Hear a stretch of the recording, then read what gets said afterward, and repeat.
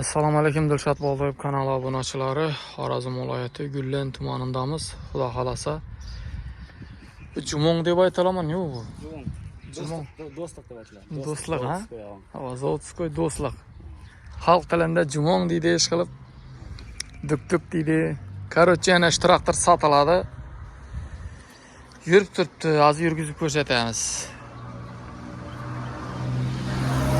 Hamma yeri Zavodskoy. Motorlar ham Zavodskoy axir. Mana bolalar. Kabinkasi yasalgan просто. Kabinka yasalgan. Ha. Nasozlari bor, nasozlarni ko'rsataman.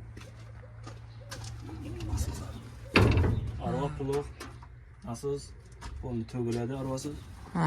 Pulov ko'tarib turadi. Kilitda yanadi. Kilitda yanadi. Starter. Povartlar ishlaydi. Pоворotlarni ko'rib turibsizlar mana. Soatına 400 gram sayar deydi. Bu Ekonomik variant. motor nechalik ekan? Motori 200 lik. 200 lik motor. Beton dinamlar qo'yilgan. To'q yo'li uchun. Çok yo'ldan dinam yaratib ketadi avtomobilga. Onu sivitlar ham kunduzdan kunda edib beradi. Ha.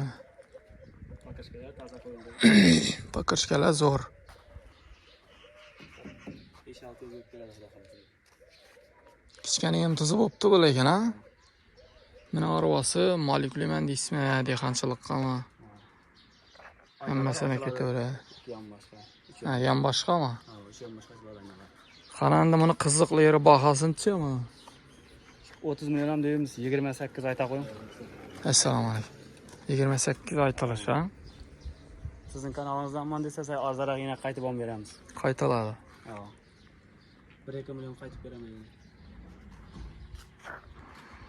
Bitta jaqqada 27 deydim. 27. Ha, sizning 27 bo'lsa aloqaga chiqaverasizlar. Traktorga gap yo'q. yarim To'q yo'li. ko'rsatayman. Aha.